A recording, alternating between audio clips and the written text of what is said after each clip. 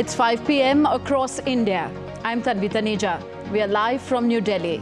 You're watching DD India Global, bringing you all the day's big stories from across India and the world. And with me today from London is my colleague, Ollie Barrett. Hi, Ollie. Hi Tanvi, it's 12:30 p.m. here in the UK and 1:30 p.m. across Central Europe. Coming up, we'll have updates from the UN General Assembly and from the Russia-Ukraine conflict. Lots more besides. First, the headlines. World leaders begin gathering in New York City for the United Nations General Assembly session, which will focus on getting global targets back on track. Indian Prime Minister Narendra Modi addresses the country's parliament, says G20 success belongs to the people of India, not an individual or party. G20 की सफलता 140 करोड़ देशवासियों की है। ये भारत की सफलता है, किसी व्यक्ति की सफलता नहीं है। The situation in Libya is far from being stable, says UN human rights body. Derna's mayor confirms 20,000 people may have died. And US and Iran swap prisoners in a deal which also involves the unfreezing of $6 billion of Iranian assets from South Korea.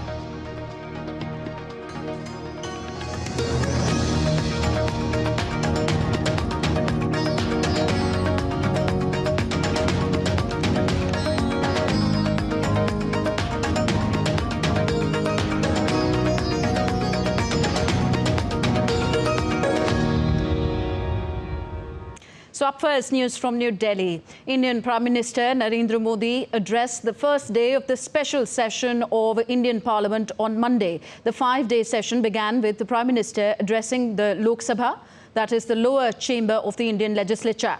The session will shift to a new building in India's national capital from Tuesday.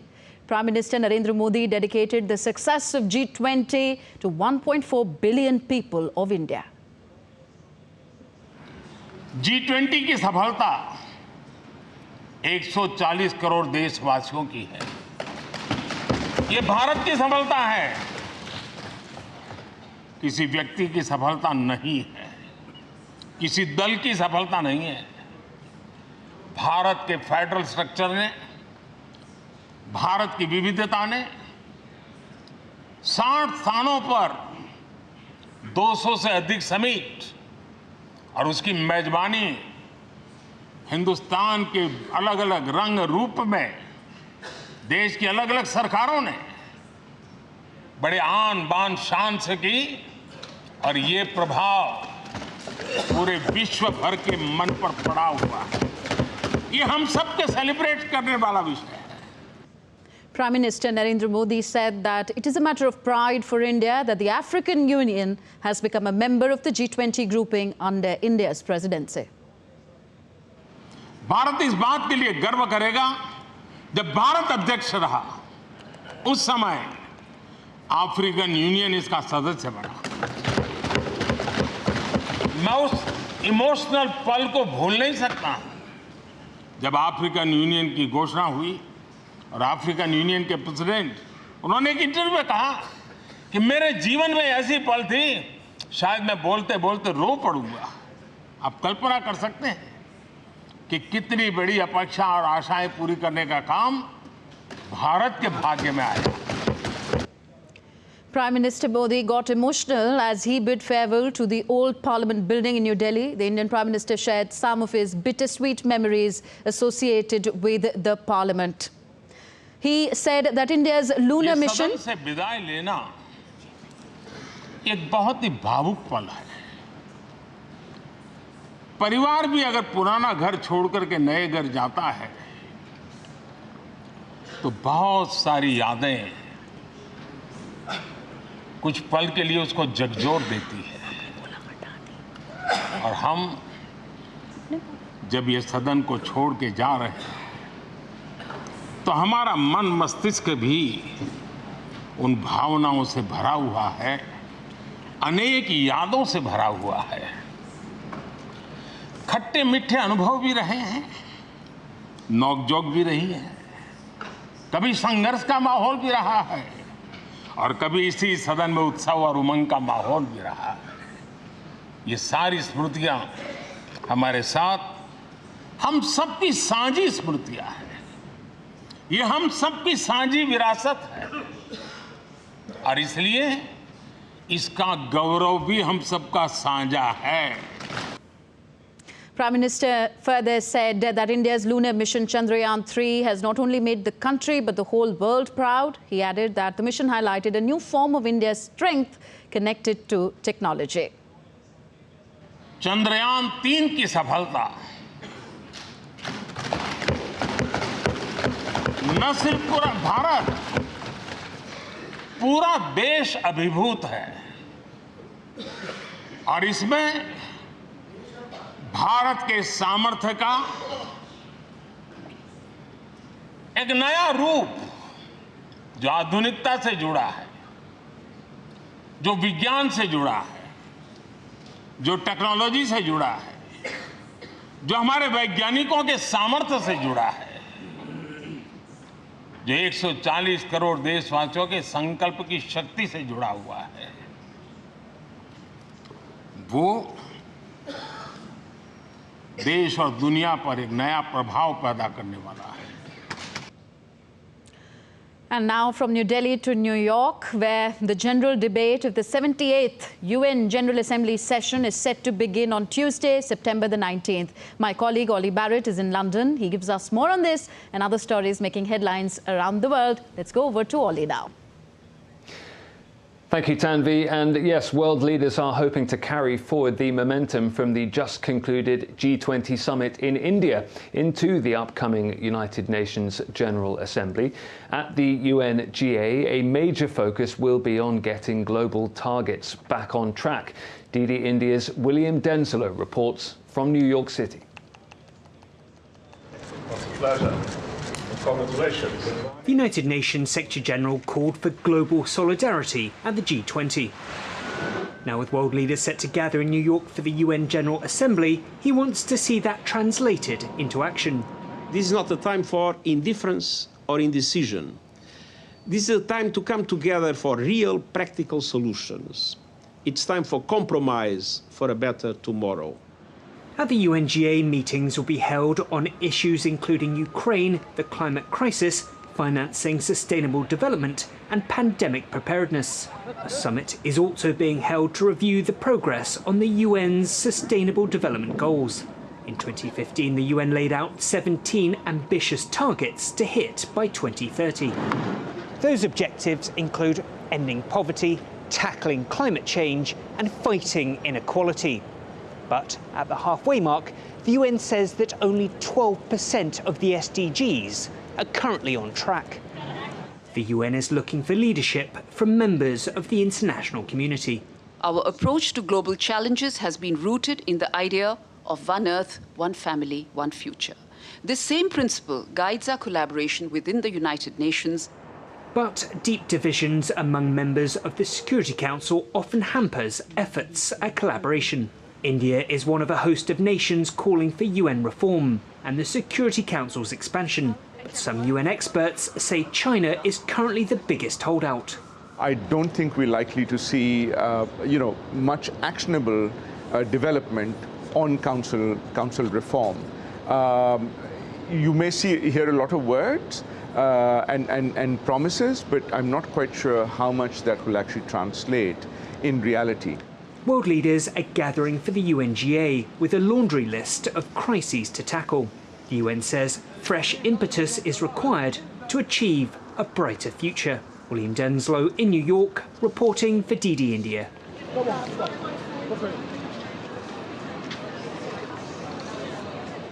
The Ukraine-Russia conflict is likely to engage the attention of world leaders at this year's UNGA. A Russian media outlet says that Russia's Foreign Minister Sergei Lavrov has accused the United States of waging a war against his country through its support for Ukraine. DD India's Dasha Chernyshyova reports from Moscow. Well, indeed, we understand that the Russian delegation at the UN General Assembly will be headed by the Russian Foreign Minister Sergei Lavrov, and according to the Russian officials, he will have a very tight agenda during his time there. We understand that the meetings that he will have are counted by minutes because there are so many delegations and delegates willing to sit down with the Russian Foreign Minister. So the understanding is that indeed the head of the Russian delegation will be delivering a speech on the 23rd of September. And of course, Moscow will be using this as an opportunity to once again deliver its position on the Ukrainian conflict. Moscow has been saying that the Western countries are interested in supplying more weapons to Ukraine. And when it comes to the conflict on the ground, claims and counterclaims by Russia and Ukraine continue. Moscow says its forces attacked Ukrainian command posts, while Ukraine claims that it intercepted Russian air targets. Russian forces claim they repelled a Ukrainian offensive in Zaporizhia, Donetsk and Lugansk and neutralized many military personnel and equipment. The Russian Defense Ministry says its troops hit a command post in Donetsk. It also claims the Russian air defense system intercepted several aerial bombs and anti-radar missiles from the Ukrainian side. Ukraine's armed forces claim that several battles took place in Bakhmut and Marinka in eastern Ukraine over the last 24 hours. The Ukrainian Air Defense Forces claim to have intercepted many Russian air targets.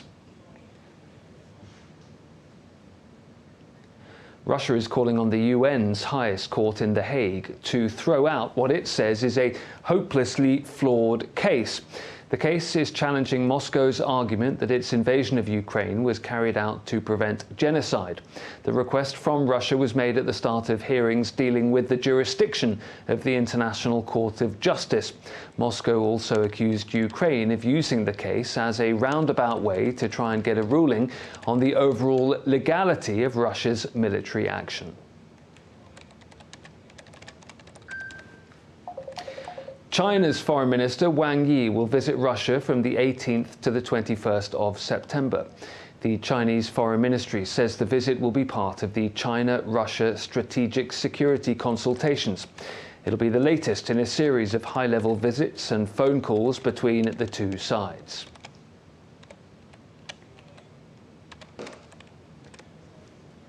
Taiwan's defense ministry on Monday urged China to stop what it calls destructive unilateral action after reporting a sharp rise in Chinese military activities near the island, warning that such behavior could lead to a sharp increase in tensions. The ministry said that since Sunday, it had spotted 103 Chinese military aircraft over the sea, a number it called a recent high, referring to China's Air Force and Navy. Taiwan's defense ministry noted last week that July to September is traditionally the busiest season for Chinese military drills along the coast.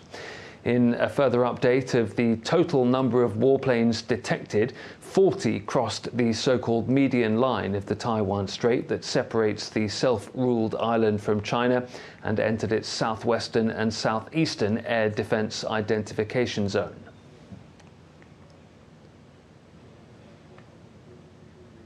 A week after the devastating floods in Libya, search operations continue to try and find bodies in the rubble. The mayor of Derna has confirmed that 20,000 people may have died in the floods. Rescue forces from the international community have joined the rescue work. Derna is seeing a steady increase in the death toll after 2 dams collapsed, causing severe floods during a powerful storm in Libya last week. The search and rescue teams continue to try to save lives, but the situation is far from being stable at the moment. UNHCR has already provided core relief items as a first and immediate response, and we're working with our local partners to provide a lot more to try to mitigate the impact on those families who continue to suffer tremendous amount of shock. But the needs are huge and a lot more support is needed and urgent. Next to the Italian island of Lampedusa, which is struggling with an unprecedented surge in the arrival of migrants. As the European Commission chief visited the island, she had to face anxious locals who expressed their displeasure with the large number of people entering the island on a regular basis. Amidst a surge in the arrival of migrants in Italy's Lampedusa, European Commission President Ursula von der Leyen visited the Italian island on Sunday. The small island is struggling since more than 8,000 migrants have arrived over the past 3 days, with a sharp rise in the number of people arriving by boats. Nearly 126,000 migrants have arrived in Italy so far this year, almost double the figure compared to the same time period in 2022. Tensions have spiked, with residents expressing their anger due to the constant flow of migrants trying to reach Europe. Here be the mother of people of Lampedusa. Get off your seat from where you are and come here. Not tomorrow. You should have come to Lampedusa 2 days ago. Looking at the ongoing crisis, von der Leyen promised a 10-point EU action plan to help Italy deal with the situation. The plan will include using the EU's external border agency to identify migrants arriving in Italy and send back those not eligible for asylum. And I want to be very clear. We have an obligation as part of the international community. We have fulfilled it in the past and we will do so today and in the future. But we will decide who comes to the European Union and under what circumstances, and not the smugglers and traffickers.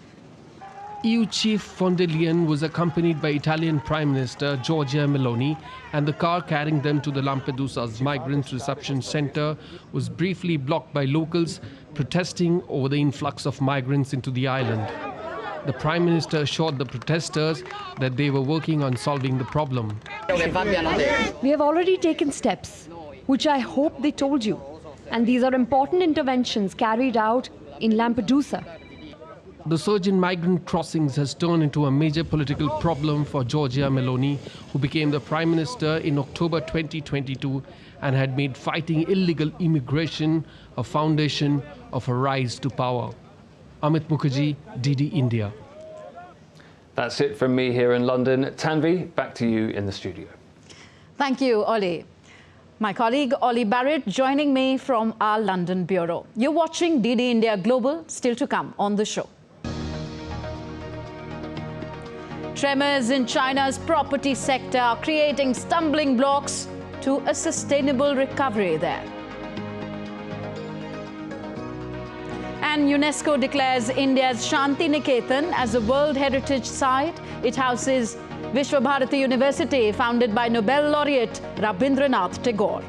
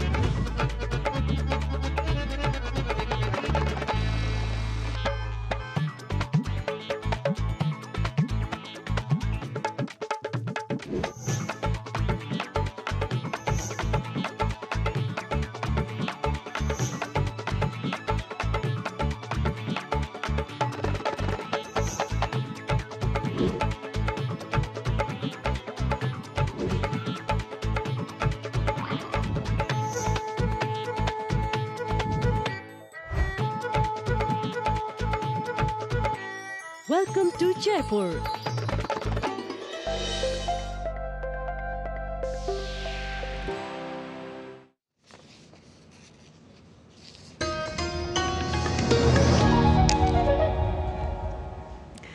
You're watching DD India Global. I am Tanvi Taneja.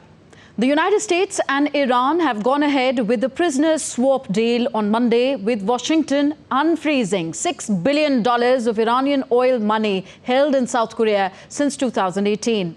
5 American and 5 Iranian prisoners are being released in addition to Iran's assets frozen due to the US sanctions. The deal was finalized after months of talks brokered by Qatar. The planes carrying the prisoners from both sides are expected to land at the Doha airport. 5 Iranian prisoners will be released today, and in return, 5 citizens who were imprisoned in the Islamic Republic will be delivered to the American side as per their request. We expect that these 2 issues will be completed according to the agreement. Now on to China now. The country's economy showed signs of picking up steam in August thanks to measures taken by the government to bring growth back on track. But tremors in the country's property sector are seen as the biggest stumbling block to a sustainable recovery, which could take longer to resolve and have critical consequences for the global economy. DD India's Patrick Falk reports from Hong Kong. At this luxury residential project in northern China, construction is slow to a crawl. Just a few idle workers roam around the country garden development. They haven't been paid for several months. So far, none of the parties involved have taken responsibility. After many petitions, still no one's taken responsibility. This is a snapshot of the challenges facing China's real estate industry. Country Garden is China's biggest developer by sales. It's saddled with nearly $200 billion of debt. Like several other developers, the company is struggling to stay afloat and has missed massive payments to lenders. For decades, China's economy has relied heavily on its booming real estate sector, and it serves as an important storage of wealth for many people. But population growth is slowing, and years of strict COVID-19 measures has battered confidence among consumers. The government has also cracked down on risky borrowing and other practices in the industry. These projects were funded by the pre-sales because most people in China tend to buy their property off plan. And the problem was that a lot of these private developers weren't really paying attention to their balance sheets and all their projects. So citizens were therefore left with no properties that they'd paid for. In several cities, pockets of demonstrations have emerged in a country where protests are rare. Many home buyers have poured their life savings into properties and have now been left empty-handed. For the Chinese government, it threatens political stability. But authorities are reluctant to roll out stiffer measures to prop up the industry. What you see is that this is a long-term process. The real estate sector has been enormously important for Chinese economic growth, and has been so for decades. But this is not the future for China. Chinese economy and the Chinese economic structure needs to be readjusted. But in order to do this, that takes time. And it's not something that it's not 1 or 2 years that you can do that. Last week, Moody's ratings agency cut China's property sector outlook to negative from stable, citing ongoing economic growth challenges. It's a sign the country's real estate crisis will drag on and pose ongoing credit risk to the global economy. And although the Chinese government is unlikely to allow Country Garden and others to fail, experts warn there'll be plenty of pain along the process. Patrick Falk in Hong Kong, reporting for DD India.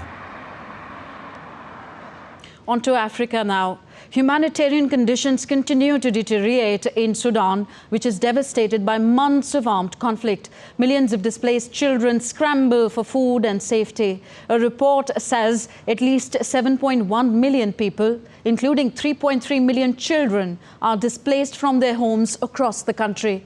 Many families fleeing the conflict have taken shelter in camps, while some are living out in the open. There is an outbreak of diseases such as cholera and malaria.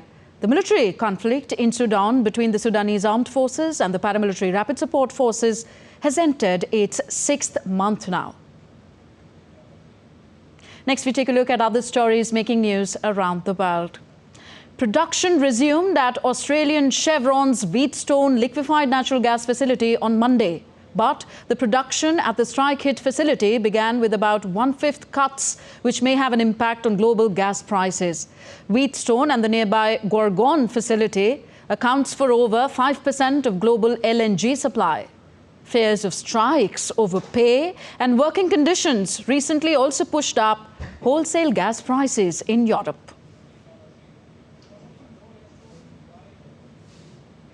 Thousands of supporters of Liberia's opposition leader, Joseph Boakai, took to the streets in the capital Monrovia as he launched his election campaign for the next month's presidential polls. The October polls will test the popularity of incumbent President George Weah, a footballer turned politician. North Korean leader Kim Jong-un wrapped up his visit to Russia on Sunday. The list of gifts he received during his visit are being discussed much. Media reports say the leader received 5 explosive drones, a reconnaissance drone, and a bulletproof vest as his gifts. A Bulgarian Navy team on Monday defused an explosive drone which landed on Sunday evening in the Black Sea town of Theolinovo. The country's defense minister assumes that the drone found on its coast is related to Ukraine war. According to officials, special units have been sent to inspect and deactivate a drone carrying explosives. On to some business news now. Apple supplier Foxconn could double its manpower in India by next year. That's according to a birthday message sent by a company executive to Indian Prime Minister Narendra Modi on LinkedIn. Patrick Falk has more. Well, this was a big promise to make, although it was rather short on specifics. Foxconn's top representative in India, Veely, is said to have stated that the Apple supplier is aiming for another doubling of employment, foreign direct investment and business size in India by next year. It will have come as welcome news to the Prime Minister on the occasion of his 73rd birthday. Now, Foxconn already employs around 40,000 people in Tamil Nadu, and just last month, the state of Karnataka said that Foxconn was planning to invest around $600 million in 2 projects for casing components and chip making. It comes as the company is trying to move more assembly out of China as part of plans to mitigate supply chain risk. Separately, Apple has also announced, according to reports, that it will make India-built iPhones available in the market and other regions on the model's global sales debut. The majority of iPhone 15s will still be manufactured in China, but this would mark a first time an India-assembled device is available on the first day of sale. Next, some good news for those who cherish India's living heritage that is called Shantiniketan. Shantiniketan in the eastern Indian state of West Bengal is home to the Vishwabharati University, founded by Indian Nobel laureate Rabindranath Tagore. The UNESCO has declared Shantiniketan a World Heritage Site. The announcement by UNESCO of declaring Shantiniketan a World Heritage Site has a long history. In fact, the process started a couple of years ago. Doordarshan, India's public service broadcaster, played a seminal role in it. Shantiniketan houses the Vishwabharati University and is considered a living heritage. A credible documentary on Shantiniketan was made by a team from the Doordarshan Kendra in Kolkata, and it was shown before a UNESCO committee. And UNESCO then finally decided to honor Shantiniketan as a World Heritage Site. This is a status given to laureate Rabindranath Tagore's Abode of Peace, which was set up back in 1901. So with that, it's a wrap in this edition of DD India Global. We will be back with DD India Global at 7:30 Indian Standard Time, 7:30 p.m. Do let us know your thoughts on the news of the day. You can connect with us on Facebook, X, formerly Twitter, and Instagram at DD India Live. You can also connect with us online at YouTube at DD India. We'll be back with more news as it breaks here on DD India. I'm Tanvi Taneja from all of us here in New Delhi. Thanks for watching. Namaskar.